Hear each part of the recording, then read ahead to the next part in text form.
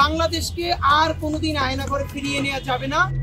ইনকিলাব মঞ্চের মুখপাত্র শরীফ ওসমান হাদী রবিবার রাতে নিজের ভেরিফাইড ফেসবুক আইডিতে একটি শক্তিশালী বার্তা দিয়ে কর্মকাণ্ড নিষিদ্ধ আওয়ামী লীগের কর্মীদের মোকাবেলায় কয়েকশো কোটি বাঁশের লাঠি নিয়ে প্রস্তুত থাকার আহ্বান জানান। তিনি ঘোষণা দেন ১৩ নভেম্বর ফজরের নামাজ পড়া হবে শাহবাগে, যেখানে এক হাতে লিফলেট ও অন্য হাতে বাঁশের লাঠি থাকবে।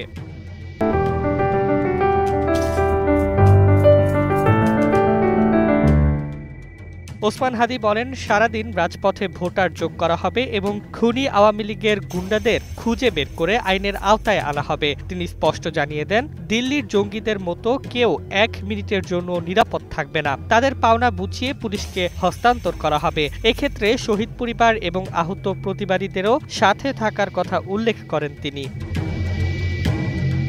তিনি আরো বলেন, দেশের ধ্বংসের জন্য বর্তমান সরকার কয়েকশো কোটি টাকা বাজেট করেছে, যা ফেরাউসিনা নামক ব্যক্তির সঙ্গে যুক্ত।